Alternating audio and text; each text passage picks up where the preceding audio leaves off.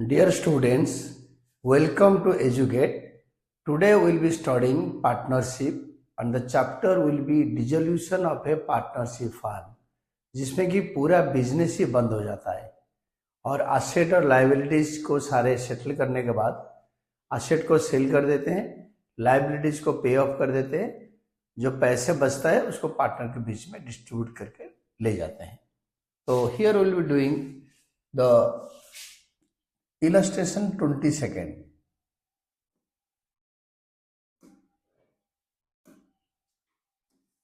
A, B, K were partners sharing profit in the ratio of 3:1 ratio. इनका balance sheet dissolution का date पे दे रखा है. Debit side में रियलाइजेशन में टू सन्ड्री एसेट्स 2,62,000 आएगा और सन्ड्री डेटर, और क्रेडिट साइड में रियलाइजेशन का by provision for doubtful debts आएगा. और लोन बाय अनिल का स्पेशल ट्रीटमेंट होगा.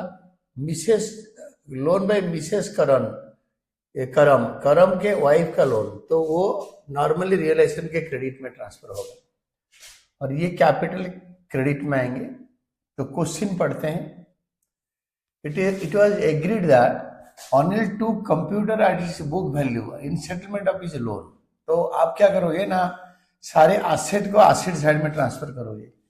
सन्ड्री एसेट में to sundry assets, sundry debtor, stock, furniture, computer, sundry asset इधर लिख के करो टोटल करके, नहीं तो direct to sundry debtor, to stock, to furniture direct लिख सकते हो. और डेटर पूरा वैल्यू डेबिट में ट्रांसफर करेंगे, provision for doubtful debt credit में ट्रांसफर करेंगे. सन्ड्री क्रेडिटर और लोन बाय मिसेस करम इधर लिख देंगे. देन इसके बाद इस क्वेश्चन में अनिल के लोन का स्पेशल ट्रीटमेंट है, मैं आपको बताऊंगा इसको. तो नाउ सी, एक एक करके हम पढ़ते हैं. After transfer first adjustment Anil to computer at its book value in settlement of his loan. Computer का बुक वैल्यू है 80,000 और अनिल का लोन था, अनिल का लोन वाज 1 लाख. तो 1 लाख का लोन को 80,000 में फुल सेटलमेंट में ले लिया. तो अनिल का लोन देखो, अनिल का लोन अकाउंट कैसे बनाएंगे. अनिल्स लोन अकाउंट में लोन इज ए लायबिलिटी, तो लायबिलिटी को bye balance brought down. Opening जो बैलेंस था लोन अकाउंट का डिसोल्यूशन के टाइम पे, bye balance brought down 1 lakh. इसको एक्चुअली बैंक में डायरेक्ट पेमेंट होना चाहिए, बट अनिल ने कंप्यूटर ले लिया. 1 लाख लोन था अनिल का, अनिल वाज ए पार्टनर, उसने 80,000 का कंप्यूटर ले लिया. तो रियलाइजेशन अकाउंट में कंप्यूटर ऑलरेडी ट्रांसफर किया गया है. रियलाइजेशन क्रेडिट साइड में होगा, अनिल ने ले लिया तो by loan by Anil account computer ले लिया. आप इसको लिख सकते हो कंप्यूटर टेकन 80,000. जर्नल एंट्री है loan by Anil to realisation, तो लोन बाय अनिल अकाउंट में टू रियलाइजेशन 80,000. तो बाकी जो बचा that is gain on realisation. Anil को पार्टनरशिप फार्म ने कन्विंस कर लिया कि 1 लाख का लोन के बदले में 80,000 का कंप्यूटर लो एंड सेटल द लोन. तो जो बचेगा that is loan by Anil को क्लोज करो. 1 lakh that is gain 1 lakh से 80,000 माइनस करो 20,000 to realisation account gain. Journal entry है loan by Anil to realisation, realisation में by loan by Anil account. ये हो गया. तो अगर अनिल 1,10,000 में कंप्यूटर लेता तो टू रियलाइजेशन 1,10,000, तो by realisation account loss to loan by Anil 10,000 होता. उल्टा होता इसका अगर ज्यादा वैल्यू में लेता है तो. और यहाँ पे बाय लोन बाय अनिल 1,10,000 होता. तो this is all about your loan. हम ये इंपॉर्टेंट लोन अकाउंट अनिल का समझ गए, ये कैश या बैंक अकाउंट में नहीं आएगा. Then adjustment 2 second part 1 is done. Anil to furniture 8,000, debtor 2 lakh at 1,72,000. तो 8,000 and 1,70,000 and creditor 60,000 paid by him at this amount. The creditors of 60,000 to be paid by him at this amount. 60,000 का creditor पे कर देगा. तो this is like this. By Anil's capital account, furniture taken 8,000, debtors taken 1,72,000. तो 8,000 and 2 lakh का debtor 1,72,000 में ले लिया. तो that is by Anil's capital account. Furniture 8,000, debtor 2 lakh का 1,72,000. तो टोटल हो गया 1,80,000. कैपिटल अकाउंट में होगा टू रियलाइजेशन और अनिल में 1,80,000. देन 60,000 का डेटर ले लिया, बोला कि इस वैल्यू का 60,000 का डेटर को क्रेडिटर को 60,000 में पे कर देगा क्रेडिटर्स. तो क्रेडिटर 60,000 को 60,000 अनिल पे करेगा. To Anil's capital account creditors taken 60,000, बोला कि मैं पे कर दूंगा. अनिल का कैपिटल अकाउंट में लिखेंगे by realisation account 60,000. Then 50% of the stock was taken by Bhanu for 40,000. By Bhanu's capital account, stock taken 50,000. Stock का वैल्यू है 40,000 का 50% of the stock by taken by Bhanu for 40,000. तो 40,000 में ले लिया. While 10% of the remaining stock was not sellable and the balance stock was realized by 110%. तो ये आपको समझाने वाला चीज है. तो स्टॉक का 50%, इसका 50% ले लिया. तो स्टॉक का 50% 78,000 का 50% इट इज 39,000 बच गया. और 39,000 का 10% इज नॉट सेलेबल. इसका मतलब आधा स्टॉक 39,000 का 40,000 में ले लिया. बाकी 39,000 से 10% नॉट सेलेबल. तो इसको माइनस करके 3,900 माइनस करके जो बचेगा दैट इज 35,100. ये 110% में बिकेगा. 110% इंटू 110% दैट इज 38,610. तो बाकी जो बिकेगा तो इसका भानुस कैपिटल अकाउंट स्टॉक टेकन 40,000, बाकी जो बिकेगा दैट इज 38,610 में बिकेगा. मैं आपको और एक बार समझा देता हूं. टोटल स्टॉक था 78,000 का हाफ होता है 39,000. 39,000 का स्टॉक भानु ने ले लिया. बाय स्टॉक 40,000 में ले लिया. बताया कि 40,000 में बैलेंस जो स्टॉक बचा, आधा बच गया 39,000. उसका 10% नॉट सेलेबल माइनस करो, आएगा 35,100. इसका 10% निकाल के ऐड कर दो, नहीं तो 110% निकालो, दैट इज 38,610. इसमें बिकेगा बाय कैश अकाउंट, क्योंकि क्वेश्चन में कैश अकाउंट है. By cash account stock sold 38,610. इन्होंने वर्किंग नोट में भी करके दिखाया है. Bhanu took some sundry assets at 70,000 being less 72,000 and less than the book value. 10% कम करके ले लिया. By Bhanu's capital account sundry assets 72,000 में ले लिया. तो 1,12,000. तो आपका ये वाला हो गया भानु का टेक ओवर. आपके स्टॉक बिकने का हो गया. तो आगे बोला है Karam took remaining sundry assets at 90% of the book value less 1,000 as discount and assume the liability of loan by Mrs. Karam together with accrued interest 300 which was not recorded in the books. तो करम ने Mrs करम का loan ले लिया. तो to Karam's capital account Mrs Karam's loan taken. Loan by Mrs Karam 15,000 था. 300 रुपये accrued इंटरेस्ट था. टोटल 15,200 आया. तो टू करम्स कैपिटल अकाउंट में बाय रियलाइजेशन अकाउंट आएगा. बट यहाँ पे ये जो दोनों एडजस्टमेंट है, this is very important. Bhanu took some sundry assets at 72,000, 10% less than the book value. तो ये और जो रिमेनिंग सन्ड्री एसेट बचा, Karam took remaining sundry assets at 90% of the book value less 10% discount. ये दोनों चीजें हमें समझना है. Karam's capital account sundry assets taken 80,000, ये कैसे आया? Remaining sundry assets, total sundry assets 1,70,000 है, तो इसको इन्होंने वर्किंग नोट में समझा रखा है सन्ड्री एसेट्स को 80,000, तो Karam took some sundry assets 872,000 by Karam's capital account sundry assets taken.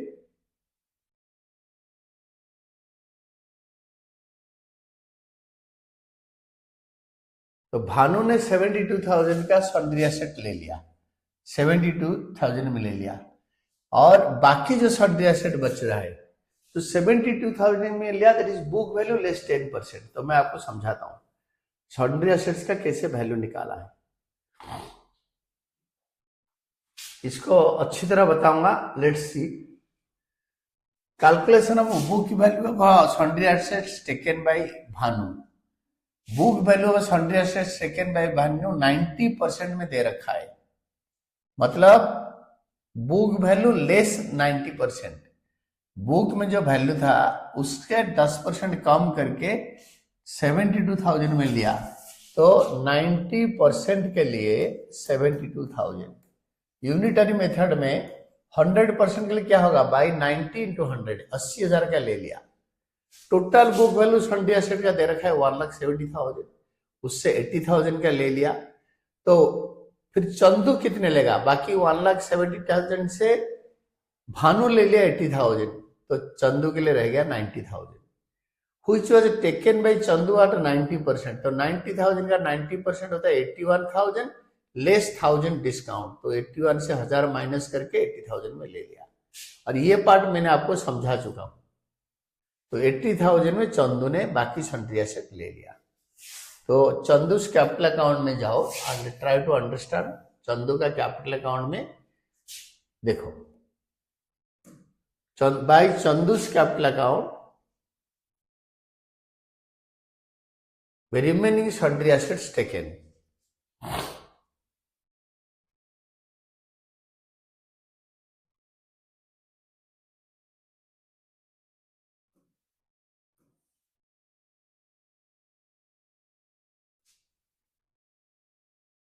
Karam took remaining sundry assets at 90% of the book value less 1,000 as discount। तो करम में लिखो by Karam's capital account remaining sundry assets taken 80,000, जो अभी हमने आप पढ़ा, जो वर्किंग नोट में देख लिया।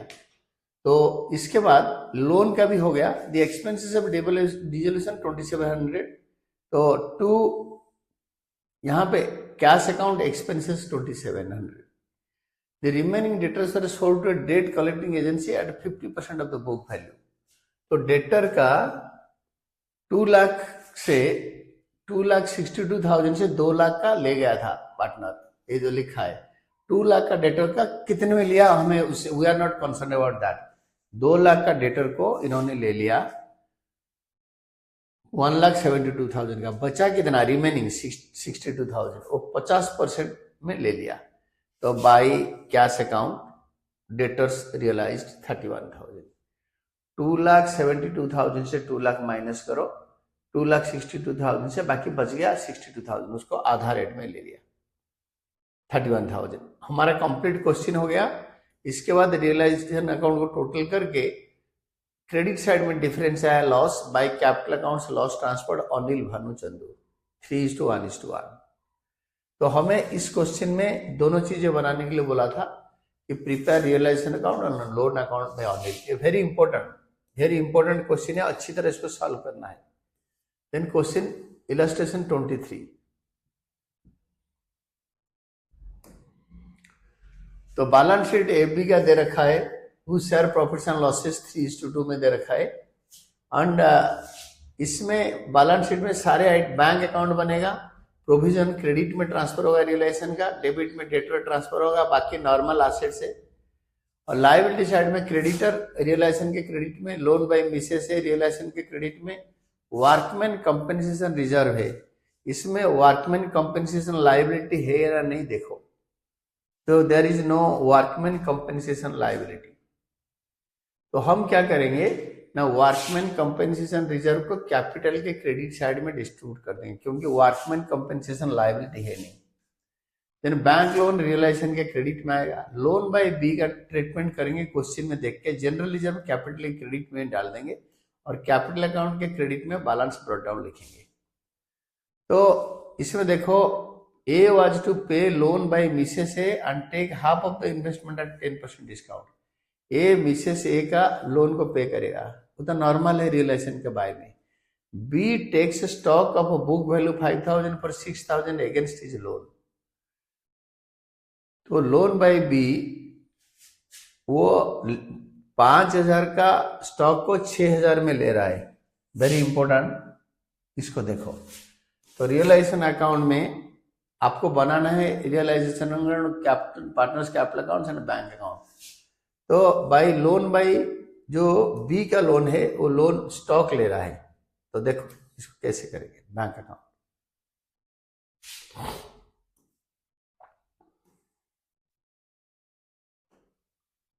ये इंपॉर्टेंट कॉन्सेप्ट है। आपके सारे एसेट्स टू सन्ड्री एसेट्स करके ट्रांसफर कर दो, और by provision, bye sundry creditor, by Mrs loan, by bank loan, और इसके बाद कैपिटल में बाय बैलेंस ब्रॉट डाउन लिखो, और रियलाइजेशन अकाउंट में जनरल रिजर्व को आप डिस्ट्रीब्यूट करो एंड वर्कमैन कंपेंसेशन रिजर्व को डिस्ट्रीब्यूट करो पूरा 8000, क्योंकि क्वेश्चन में वर्कमैन कंपेंसेशन लायबिलिटी एडजस्टमेंट में है नहीं। तो पूरा वर्कमैन कंपेंसेशन रिजर्व 3:2 रेशियो में ट्रांसफर हो जाएगा 8000 रुपये। और इसके बाद बोल रहा है कि ए ने स्टॉक को ले लिया, 5000 का स्टॉक को 6000 में ले लिया अपने लोन के बदले में। तो by S loan account stock taken 6000, तो उसका लोन का 6000 तक का अमाउंट सेटल हो गया। तो 10,000 का लोन को से स्टॉक ले लिया 6,000 का, ये कि इंपॉर्टेंट एडजस्टमेंट था। बचा 4,000, उसको हम पे कर देंगे डायरेक्ट, कहीं बताया नहीं कि वो 4,000 जो कैश पेमेंट हो रहा है उससे डिस्काउंट दे रहा है, कुछ दे रहा है। तो जो लोन अकाउंट है यहाँ पे देखो, बाई 20 लोन अकाउंट 4,000, 6,000 का रियलाइजेशन के क्रेडिट में आया, 4,000 पेमेंट हो गया। और workman since no claim against workman compensation reserve, the amount of workman compensation reserve is transfer to partners capital accounts. तो पार्टनर के कैपिटल अकाउंट में ट्रांसफर हो गया, कोई क्लेम है नहीं, तो इसीलिए पार्टनर्स कैपिटल अकाउंट में ट्रांसफर हो गया by workman compensation reserve. Old partner, all partner in the old ratio, existing ratio. इसके बाद ना आपके next adjustment we did, A was to pay loan by Mrs A and take half of the investment at 10% discount. A ने Mrs A का loan ले लिया, Mrs A का loan इधर ट्रांसफर हो रखा है, ए ने ले लिया। तो as capital account loan by Mrs A 25,000, और मिसेस ए का लोन ले लिया, और ए ने इन्वेस्टमेंट का 50%, 60,000 का इन्वेस्टमेंट का 50% by as capital account investment taken 50% का 10% डिस्काउंट में ले लिया। तो ये by as capital account 27,000 to realisation account 27,000, और वाइफ से लोन ले लिया, रियलाइजेशन एज कैपिटल में by realisation account loan taken over 25,000। Liabilities या लोन बाय मिसेस ए लिख दो, कुछ भी दोनों से एक लिखोगे तो दैट विल बी बेनिफिशियल, आपके लिए ठीक रहेगा। देन नेक्स्ट वन, ये दोनों हो जाने के बाद नेक्स्ट एडजस्टमेंट पढ़ो, एक एक करके एडजस्टमेंट पढ़ते हैं और एक एक करके करते हैं। तो this is adjustment 1 and 2 is over, remaining investment sold at 10% discount. तो इन्वेस्टमेंट का जो 30,000 बचा था, बाकी आधा तो ले गया था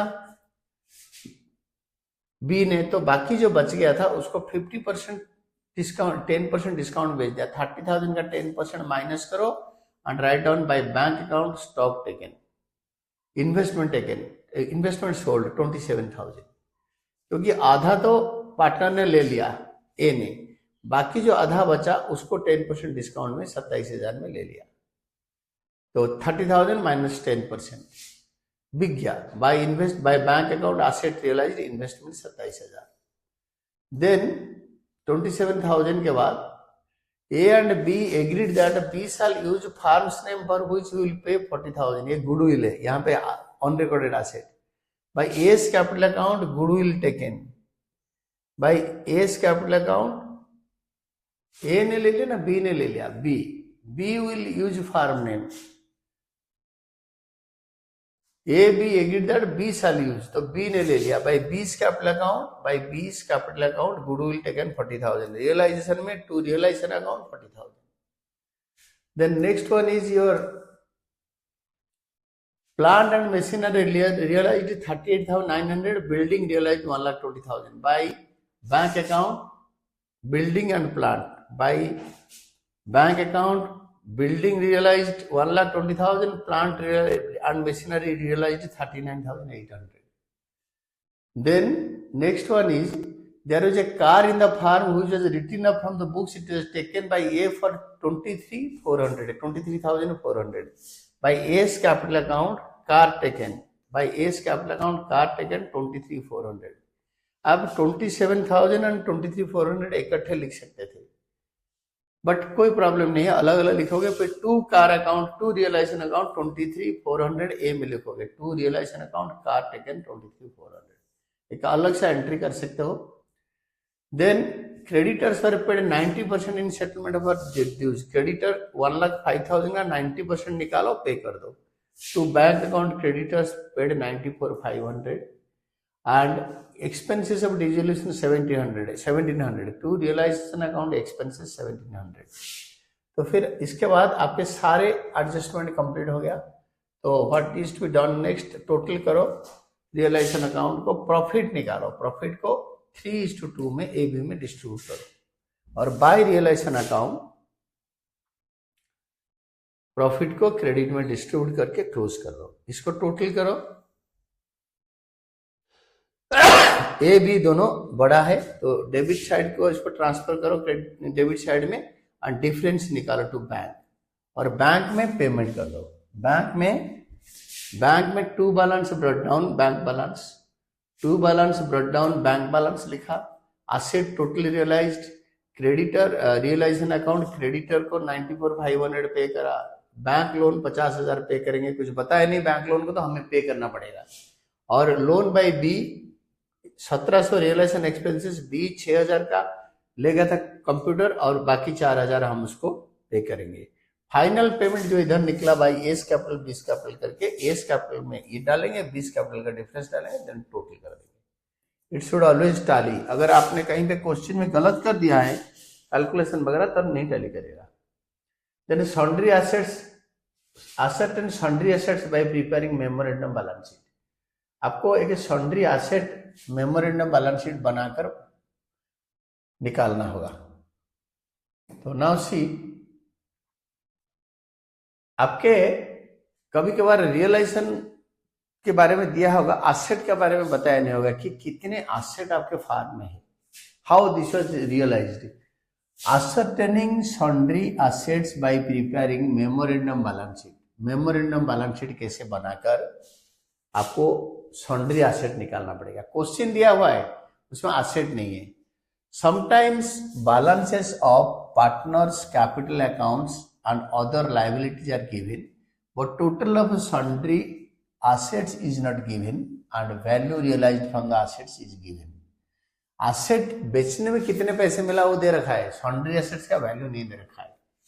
इन such a case value of sundry assets has to be ascertained. Sundry asset का वैल्यू निकालना है. It is ascertained by preparing memorandum balance sheet. एक मेमोरेंडम मतलब prototype balance sheet, exactly balance sheet नहीं है, replica of a balance sheet, rough balance sheet. The amounts of capitals and other liabilities are added. Asset, ये जो liability side में जो creditor से और कैपिटल ऐड करके सॉन्ड्री एसेट निकल जाएगा. The sum total is the total amount of asset. इस लायबिलिटी साइड का टोटल है एसेट का टोटल अमाउंट. तो क्वेश्चन रहेगा A B who were partners sharing profits and losses in proportion of 4:3 respectively decided to dissolve the partnership firm at 31st March 2025. On the date of dissolution S capital A this much, B's capital this much, A B का capital लिख दो, एक memorandum balance sheet बना दो, rough balance sheet, prototype balance sheet. Creditors amounted to 23,150, तो creditor लिख दो 23,150, cash 4520, cash है 4520। तो रिमेनिंग एसेट्स रियलाइज्ड, जो सॉन्ड्री एसेट वो बिक गया, कैश तो बिकता नहीं है। द एक्सपेंस ऑफ डिसोल्यूशन और 1860, both A B are solvent, insolvent नहीं है। तो आपको prepare balance sheet of the firm and at the date of dissolution, and also prepare necessary accounts to close the books of the firm showing final adjustments of cash between the partners। तो आपके asset का liability का total आ गया, asset side में लिखो cash minus करके सॉन्ड्री asset आएगा। ये सॉन्ड्री एसेट को रियलाइजेशन अकाउंट के डेबिट में ट्रांसफर करो और क्रेडिटर्स को रियलाइजेशन अकाउंट के क्रेडिट में ट्रांसफर करो। देन आई विल पे, मैं इसको समझा दूंगा आपको कैसे बिक रहा है। रिमेनिंग एसेट्स सोल्ड 121,910, 124,910, 124,910 में बिका, 124,910। तो 124,910 में अगर बिका है तो सी मेमोरेंडम बैलेंस शीट हमारा हो गया 124,910। तो रियलाइजेशन अकाउंट में ये सॉन्ड्री एसेट इधर से ट्रांसफर कर दिया और क्रेडिटर्स तो आएगा ही आएगा। 124,910 by cash account asset realised. जो एसेट बिकेगा तो कैश अकाउंट में ओपनिंग बैलेंस, कैश बैलेंस जो बच गया था, टू बैलेंस ब्रॉट डाउन आ गया। This is journal entry, cash account debited to realisation account, cash account में टू रियलाइजेशन अकाउंट, ये आ गया दिस वन। और चाहे बोले ना बोले, हम हमेशा क्रेडिटर को अपना पे कर देते हैं, that is sundry creditors account debited to cash account, तो cash account creditors paid. Journal entry is realisation to cash, cash में by realisation account creditors paid. Then question में दे रखा है कि realisation expenses 1860, realisation account debited to cash account, cash account में by realisation account. Then realisation account total करो, credit side में लिखो, डिफरेंस निकालो और इसको डिस्ट्रीब्यूट कर दो रेशियो में। तो this is by loss transfer to S capital B's capital. तो कैपिटल अकाउंट में to realisation account loss, capital account में by balance BD, capital balance हमने लिखा है। देन हम क्या करेंगे ना, इसको क्लोज कर देंगे। ए का क्रेडिट साइड बड़ा है तो डेबिट साइड में आंसर आएगा to cash account final payment, A's capital to cash, cash में बाय एस कैपिटल। बी का डेबिट साइड बड़ा है, बी पैसे देगा, by cash account debited to B's capital account, cash account debited to B's capital account, cash account debited to B's capital account. Total payment कर देंगे 13780, 13780। This is all about your answer, ये आपके पूरा answer है। ये होता है memorandum balance sheet, how to prepare a balance sheet जबकि बैलेंस शीट दे नहीं रखा है। तो P Q R commenced business on 1 April with capital suppose 2 लाख, 2 लाख, 1 लाख, profit share among them in the ratio of 4:3:3, capitals carried interest at 5%.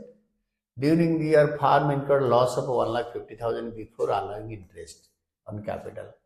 Drawings of each partner during the year were 20,000. On 31st March, the partners agreed to dissolve the firm. It was no longer profitable. The creditors on the date were 40,000. The assets realized net value of 3,20,000. And the expenses of realization 700. Prepare realization account, partners capital account and cash account along with necessary working to close the books of the firm। पहले आप एक निकालोगे memorandum balance sheet, क्योंकि जो asset realise दे रखा है balance sheet का value नहीं दे रखा है। तो उनके कैपिटल देखो, calculation of partners capital on the date of dissolution. तो डेट ऑफ डिसोल्यूशन में पार्टनर का कैपिटल अकाउंट बनाएंगे, बनाने के बाद फिर मेमोरेंडम बैलेंस शीट बना के सन्ड्री एसेट निकालेंगे। देखो, calculation of partners capital as on the date of dissolution, आपके कैपिटल का ओपनिंग बैलेंस से बाय बैलेंस ब्रॉट डाउन 2 लाख, 2 लाख, 1 लाख। प्रॉफिट एंड लॉस अकाउंट जो दे रखा है, in case of loss interest on capital will be not be allowed. आपको ये पक्का पूरा पता होना चाहिए। बिजनेस में कंटिन्यूस लॉस हो रहा है, 5% इंटरेस्ट ऑन कैपिटल है, आप अगर इसको सोच साच के इंटरेस्ट ऑन कैपिटल चार्ज कर दिया तो क्वेश्चन वेंट राउंड। तो बिजनेस का जो 1,50,000 लॉस हुआ है, दिस इज देखो 1,50,000, this is 4:3:3 to profit and loss account. Drawings of per partner per year, हर साल पार्टनर 20-20 हजार ड्रॉ करते हैं, तो न्यू कैपिटल बैलेंस आएगा 2 बैलेंस शीट। यही कैपिटल बैलेंस को इधर लिख दो। बैलेंस शीट का डिसोल्यूशन का डेट पे एक बैलेंस शीट बनाओ, memorandum balance sheet, rough balance sheet, summary balance sheet, prototype balance sheet. Creditors उसी दिन डिसोल्यूशन का 40,000 है, तो टोटल करो एंड सन्ड्री एसेट 3,90,000। तो सन्ड्री एसेट 3,90,000 आया, तो again go back to your memorandum balance sheet, तो उसमें सन्ड्री एसेट लिख दो 3,30,000, creditor 40,000, asset realised 3,20,000, asset realised 3,20,000, asset realised 3,20,000। तो देखो asset sundry asset 3,30,000, creditors 40,000, asset realised by cash account 3,20,000, और एक्सपेंसेस ऑफ रियलाइजेशन 7,000 क्वेश्चन में दे रखा है, टू कैश अकाउंट एक्सपेंसेस 7,000। और क्रेडिटर को नहीं भी बोलेगा ना पूरा पे करेंगे, बोला 39,000 तो टू कैश अकाउंट 39,000, नहीं बोला है तो पूरा पे करो। ये दोनों कैश के क्रेडिट साइड में आएगा, कैश का बैलेंस था ही नहीं, बाय रियलाइजेशन अकाउंट दोनों। और asset realised 320, cash account debited to realisation 3,20,000। Loss निकला, लॉस को 4:3:3 में डिस्ट्रीब्यूट करो, टू रियलाइजेशन अकाउंट लॉस, क्योंकि capital account debited to realisation account, capital account में to realisation account. Then credit side बढ़ा है तो टोटल को डेबिट साइड में लिख के डिफरेंस निकाल के पे कर दो, to cash account final payment. P's capital to cash, Q's capital to cash, R's capital to cash, cash में by P's capital account, by Q's capital account, by R's capital account, 3,20,000 total कर देंगे। This is all about your answer, and this is your final answer. This was all about dissolution of the partnership firm, of a partnership firm. इसको अगर बार बार अच्छी तरह पढ़ोगे, देखोगे ध्यान करके, तो दिस विल बी डन। अगर कोई भी चीजें समझ में नहीं आया, you just watch the class time and again, तब भी समझ में आएगा। Thank you team educate.